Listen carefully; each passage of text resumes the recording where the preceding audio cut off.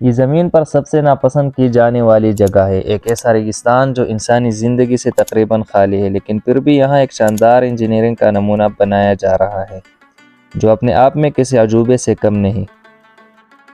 Chilli کے اٹاکاما desert کے بیچوں بیچ سمندر سے 10,000 فٹ اونچے پہاڑ کی چوٹی پر دنیا کے سب سے بڑے ٹیلیسکوپ کے کنسٹرکشن کا کام چل رہا ہے۔ لیننگ ٹاور آف پیسا سے بھی 40% اونچا یہ ٹیلیسکوپ جب کمپلیٹ ہوگا تو یہ ہمارے یونیورس کے دور دراز پلانٹس کو ہمارے آنکھوں کے مقابلے میں 5200 گنا زیادہ قریب سے دیکھ سکے گا۔ یہ امیجز ہبل اسپیس ٹیلیسکوپ سے بھی 15 گنا زیادہ شارپ ہوں گے۔ پر زمین کی سب سے خشک جگہ پر دنیا کا سب سے بڑا ٹیلیسکوپ بنانا کسی چمتکار سے کم نہیں ہے۔ یہ ٹیلیسکوپ کیا کام کرے گا اور انسانیت کے لیے کتنا مفید ہے اور کنسٹرکشن ٹیم کو کتنے مشکلات کا سامنا کرنا پڑا، چلو سمجھتے ہیں۔ چلی کے کیپٹل سینٹیاگو سے 1300 کلومیٹر دور اور قریبی شہر سے 130 کلومیٹر کے فاصلے پر سمندری سطح سے 10,000 فٹ اونچے اس پہاڑ پر یہ غیر معمولی پروجیکٹ زیر تعمیر ہے جو انسانیت کو اسپیس میں دوسری دنیا کا منظر دیکھنے کا موقع دے گا۔ ای ایس او اس اسپاٹ پہ ایک بہت بڑا ٹیلیسکوپ بنا رہی ہے جسے ایکسٹریملی لارج ٹیلیسکوپ یا پھر شارٹ میں ELT کا نام دیا گیا ہے۔ اس ٹیلیسکوپ میں ایک بہت بڑا آئینہ لگایا جائے گا جس کا ڈائیمیٹر نہ صرف 39 میٹرز بڑا بلکہ ابھی تک کے سب سے بڑے ٹیلیسکوپ سے بھی 4 گنا بڑا ہوگا۔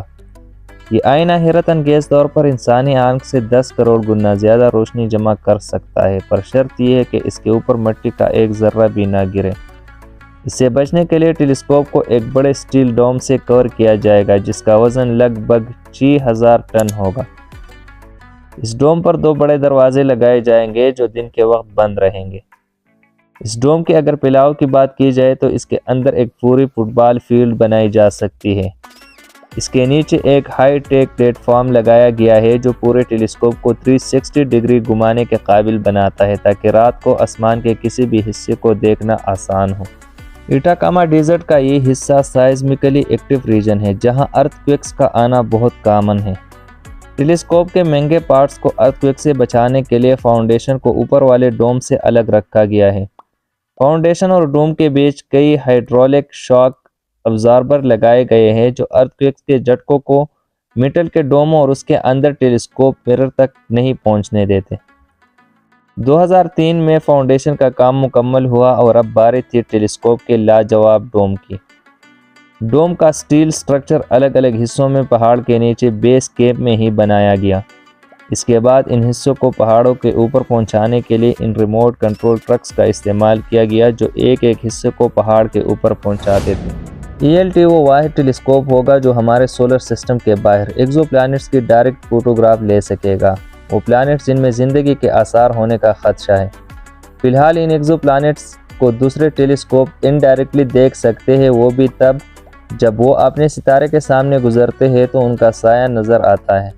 ڈائریکٹ فوٹوگراف کے ذریعے ہمیں یہ معلوم پڑ سکتا ہے کہ ان پلانٹس پہ ایٹماسفیئر کیا ہے اور ایٹماسفیئر سے پتہ لگے گا کہ وہاں پانی ہے یا نہیں، کاربن ڈائی آکسائڈ ہے یا آکسیجن، یا کوئی ایسے مخلوق تو نہیں جو ارتھ کی طرح پولوشن پیدا کر رہی ہے۔